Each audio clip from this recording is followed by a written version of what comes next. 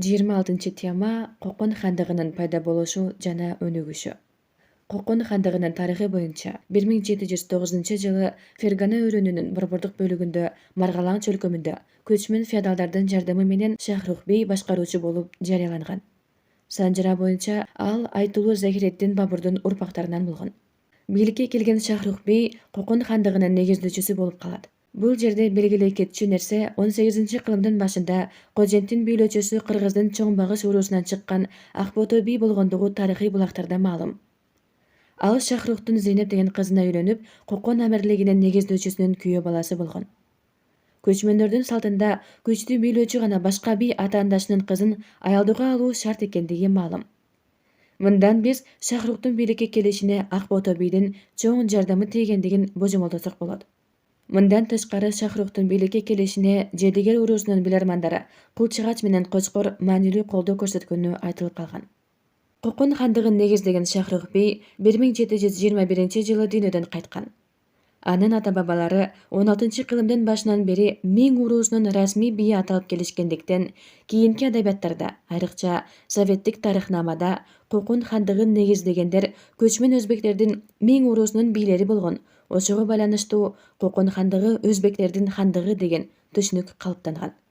Чынында 1709-жылдан тартып 1800-жылга чейин өзүлөрүн бий деп атап келишкен Кокон башкаруучулары ата жагынан Тимури, ал эми эне жагынан Миңдер болуп чыгышат.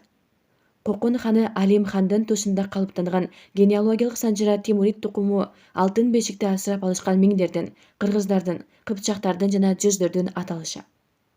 Алардын Фергана чөлкөмүндө 16-кылымдан баштап эле саясий чөйрөдө тең аталык укукка ээ болгондугунан кабар берет.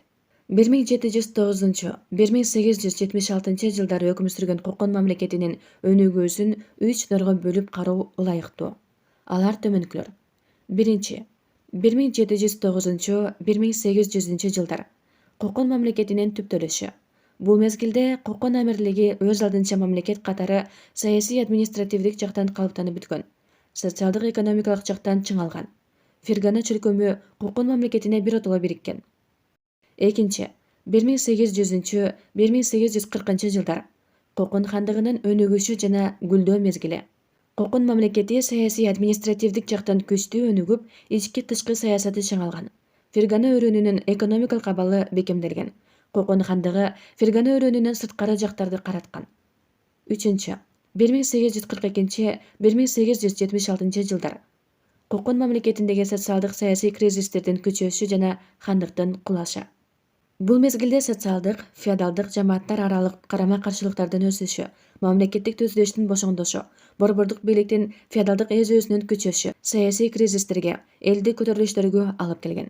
1873-1876 жылдары элдик кыймыл Кокон мамлекетин биротоло кулаткан. Ошонун натыйжасында Фергана өрөөнүн орус колонизаторлорунун каратып алышына ыңгайлуу шарт түзүлгөн. 1741-1750 жылдары Фергана өрөөнүнө калмактар бир нече жолу басып келишкен. Мындай тышкы коркунучтун мезгилинде Кокон Кыргыз союзу түзүлгөн. Кокон бийи Абдукарим, Ороо төбөнүн акими Фазыл бий ферганалык кыргыздар жана кыпчактар менен бирдикте калмактарды Ферганадан кууп чыгышкан. Айыгышкан күрөш айрыкча аксы тарапта болгон. Бул жерде Кутулук Сейит уруусу калмактарга активдүү каршылык көрсөткөн. Фергана аймагынын Бухара хандыгынын карамагынан биротоло бөлүнүп чыгышы Эрдана бийдин ишмердиги менен байланыштуу. 1754-жылы Бухара эмири Мухаммед Рахим Кокон эгеси Эрдана бий жана кыргыздын Кушчу Мундуз уруларынын улугу Кубат бей тең укуктуу, тектүү шериктер катары Ороо төбөгө чогуу жортул уюштурушкан. Кубат бей Эрдананын оң колу делип эсептелген.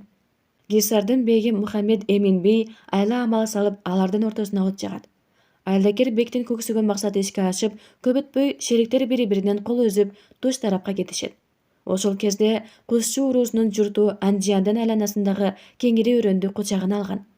Эрдана менен мамилени үзгөн соң, Кубат бей өз алдынча элдин улугу мырзалардын чыгааны катарында актуулук кожолор тарабында Кашкардагы саясий окуяларга катышат. Ал тургай убактылуу Кашкарга аким болот. Кубат бейдин кошчуларды дале болсо бийлеп тургандыгы тууралуу акыркы маалыматтар 1785 жылдарга таандык.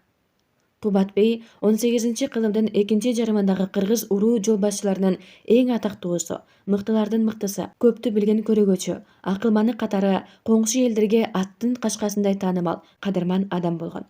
Ал өзүнүн кузчу уруусунан тышкары Андижан Аксы тараптагы бөлөк урууларга дагы баш көз болуп, жалпы кыргыз калкы анын келечеги үчүн кам көргөн. Кубатбей Кокон, Бухара, Кашкар акимдерине эч качан баш ийген эмес.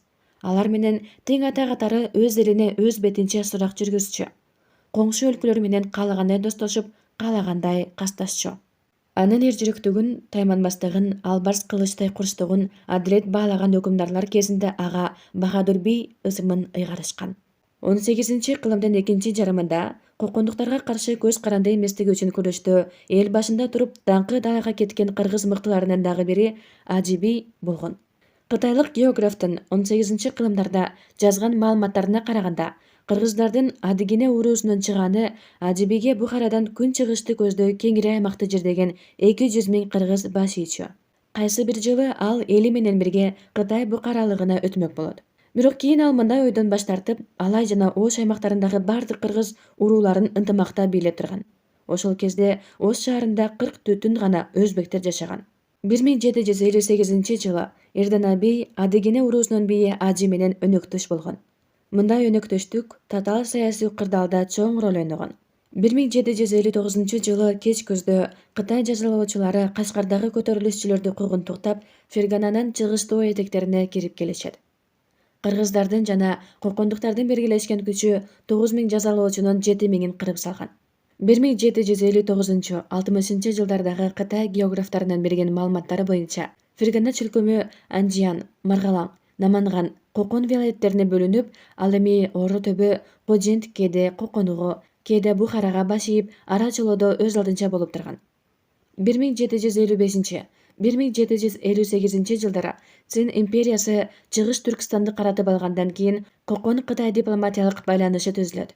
Эрдана бидин мезгилинде Фергана өрөөнүндө экономикалык абал жакшырат. Алык-салык системасы тартипке келтирилет.